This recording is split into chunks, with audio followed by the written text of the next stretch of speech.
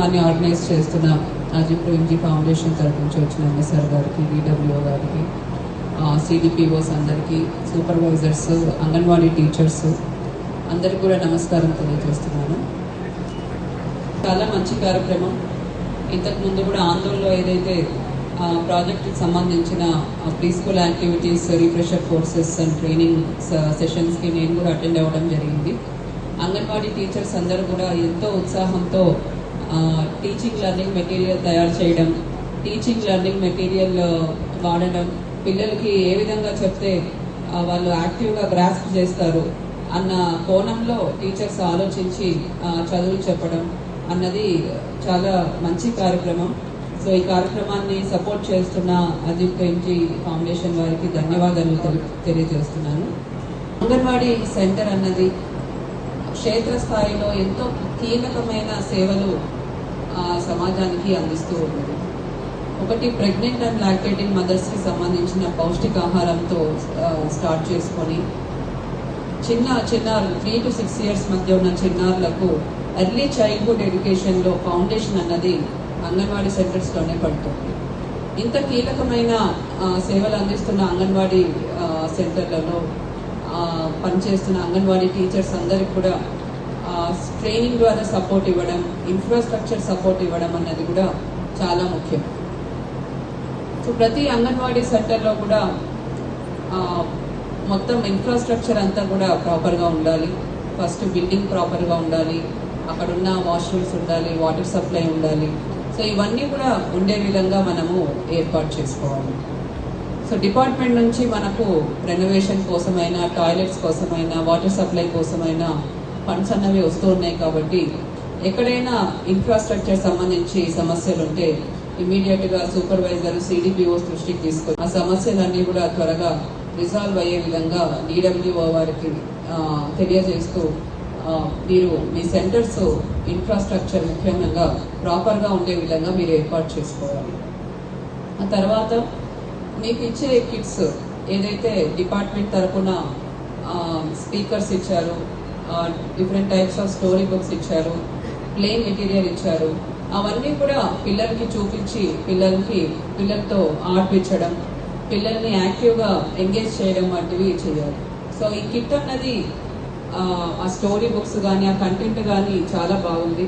నేను కూడా మా పాపకు ఆ స్టోరీ బుక్స్ చదివి స్టోరీస్ అవి చెప్పిస్తుంటాను. సో దాంట్లో డిఫరెంట్ కలర్స్ కానీ, డిఫరెంట్ ఆల్ఫాబెట్స్ ఎట్లా చెప్పాలి, డిఫరెంట్ నెంబర్స్ ఏ విధంగా చెప్పాలి, అలానే మన అజిమ్ ప్రేమ్జీ ఫౌండేషన్ తరఫున కూడా మాస్టర్ ట్రైనర్స్ అందరు కూడా ట్రైన్ అయ్యి మిగతా అంగన్వాడీ టీచర్స్ అందరికీ కూడా ట్రైనింగ్ అన్నది ఇవ్వడం జరిగింది. ఇప్పుడు ఆ 3 to 6 years అన్న ఏజ్ గ్యాప్లో ఆల్ఫాబెట్స్, న్యూమరికల్స్ ఇవన్నీ కూడా నేర్పించడం ఎంతో ఇంపార్టెంట్. ఎందుకంటే ఆ తర్వాత వాళ్ళు స్కూల్కి వెళ్ళినప్పుడు ఈ ముందు ఏదైతే వాళ్ళు నేర్చుకున్నారో దాన్ని బట్టి వాళ్ళ తర్వాత చదువు కూడా డిపెండ్ అయి ఉంటుంది. సో ఈ ఏజ్ గ్యాప్లో నేర్చుకోవాల్సినవన్నీ కూడా ఆ పిల్లలకి నేర్పించాలంటే మీరు అంగన్వాడీ టీచర్స్గా కొన్ని వినూత్నమైన విధంగా మీరు ప్రయత్నించాల్సి ఉంటుంది. సో దానికి సంబంధించి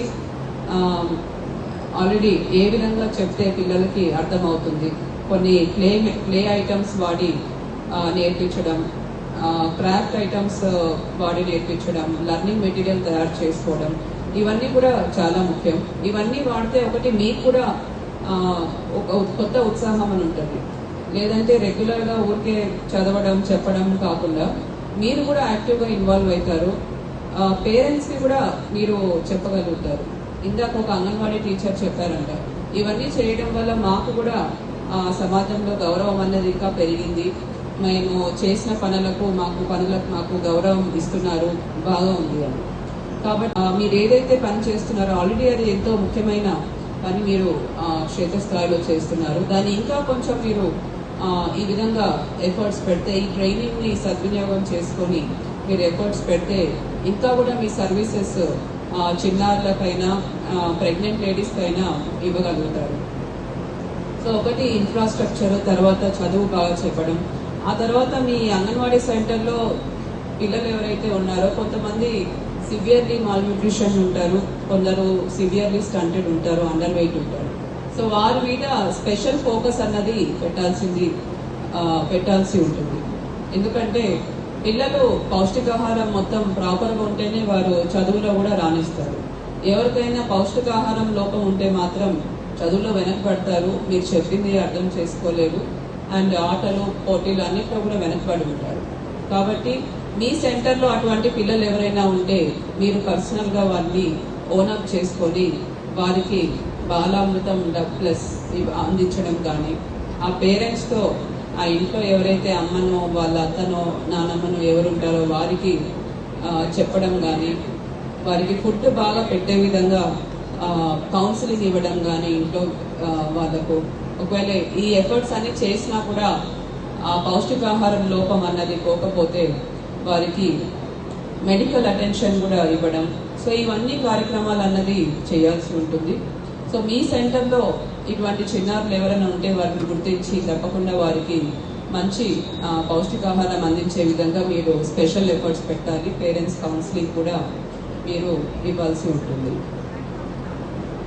సో దీంతో పాటు మన జిల్లాలో ఒకటి దివ్యజనని అని కూడా ఒక ప్రోగ్రామ్ అన్నది మనం స్టార్ట్ చేయడం జరిగింది.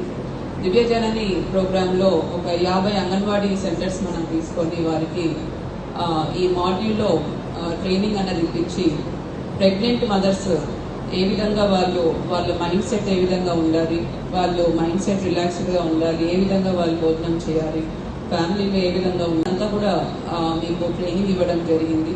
సో ఆ ట్రైనింగ్ అంతా కూడా మీరు ఫర్దర్గా ఫీల్డ్ లెవెల్లో ప్రెగ్నెంట్ మదర్స్కి అందిస్తారని కూడా నేను కోరుతున్నాను.